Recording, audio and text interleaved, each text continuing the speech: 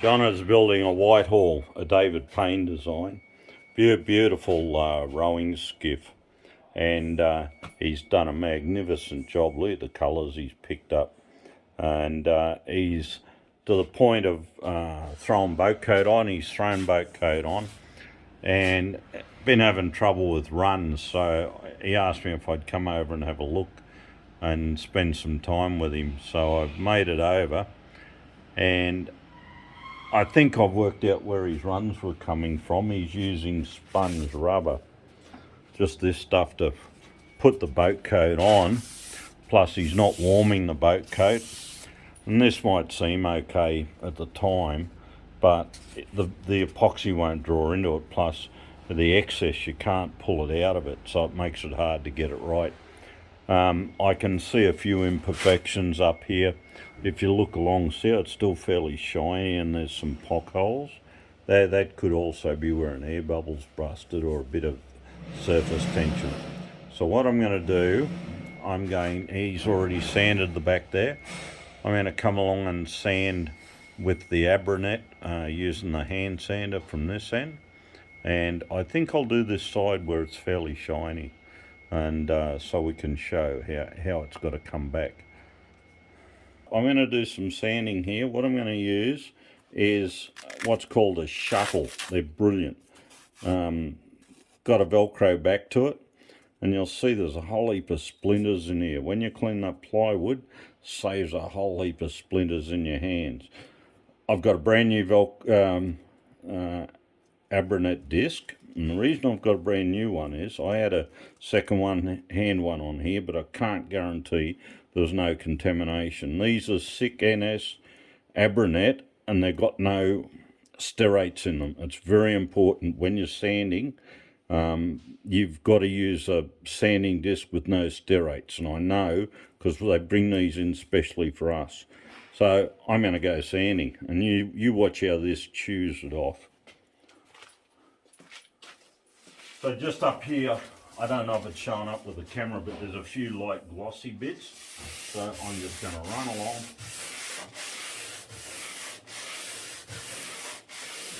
I can see them coming off. See, I can see bits of gloss here, but it's coming straight off. And it's the reason to use a flat sanding disc and just let it run along is that it'll take the low spots off and leave take the high spots off and leave the low. Now you've noticed already, this is clogging up a bit, so I'll just give him a tap on here. I can take it out, and with this here, that's the next thing we need. Now that's all we need to do, and I'm just going to keep going here until I've got the shot gloss off. Now there's quite a bit of contour here, so it's going to take that'll do. So when it lumps up in your sanding disc, just do this and it'll take it out. Don't be aggressive with it, or you'll take the carburetor out of the Abranet. But see how that's cleaned back up? So we'll just keep going here.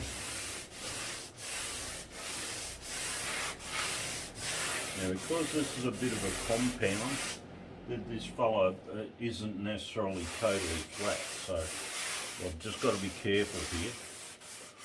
Oh, there's a few spots. I can see the gloss right there. So I'll work on this from both ways. So I'm going to come down like this. Look at that, I've already got the gloss out. So what I'm trying to do, see I've still got bits of gloss there. I want to take those out, those little fellas there. I'll just do a zoom in on that. So see these little shiny pieces there and there and there? We're going to take those out because they'll reduce the adhesion on the job. And they'll come out easily. This fella's the other one. It's called a bloody hell. Anyway, it's a round one, and it flexes a lot more. See how it flexes? And it's good for doing compound shapes. So where it's fairly flat, use the shuttle. But if you look, now we've got rid of all those glossy bits.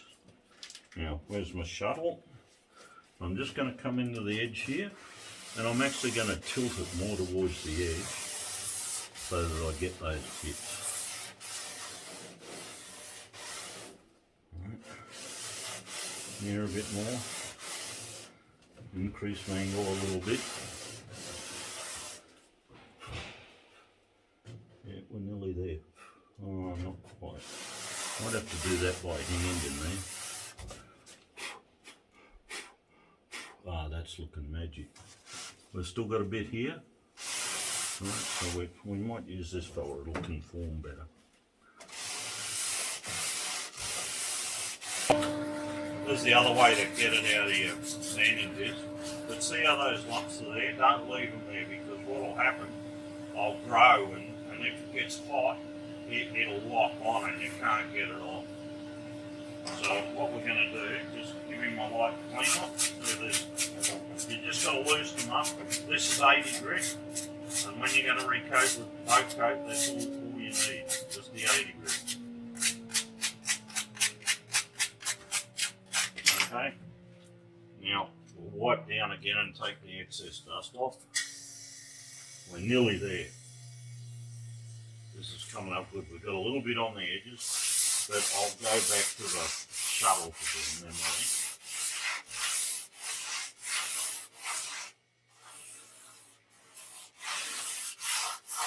You've got to be careful when you do it that you're just getting down to get those lumps out. If you go too far, you'll cut into it. We're just starting to come through the epoxy here. If you see, it's a bit lighter colour, so I want to stay away from there if I can.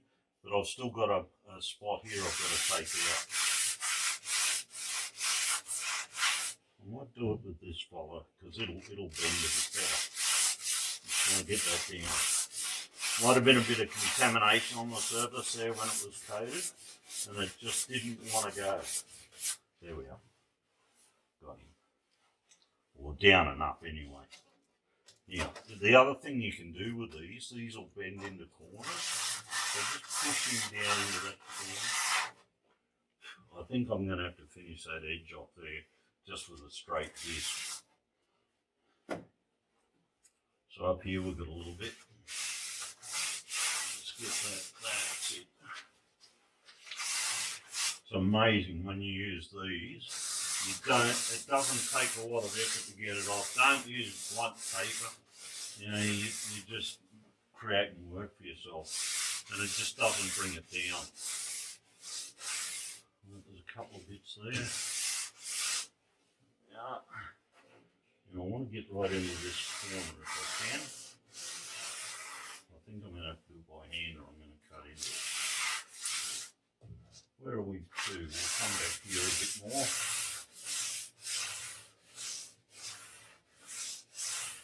I'm just going to clean up this edge. There's still got a bit of gloss in here, so I'll just keep working this edge into there because it's got a nice little curve to it.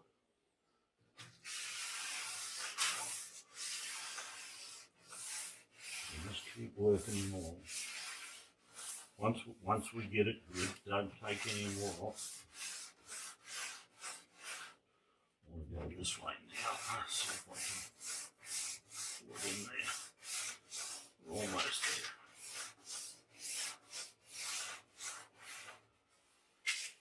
there. Now you'll find you'll be the only one that'll know it was here, but it'll annoy the hell out of you when you get it finished and you see these spots.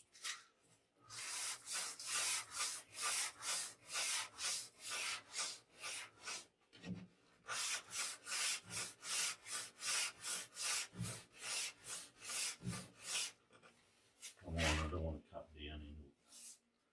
It doesn't want to come. We've just got a little, whoops, we've just got a little bit there. Sorry? Might need some more filler just to bring the indentation up.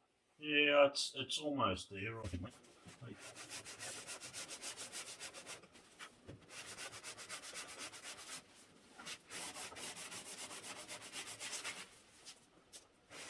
I think we'll leave with that when you start cutting down in there.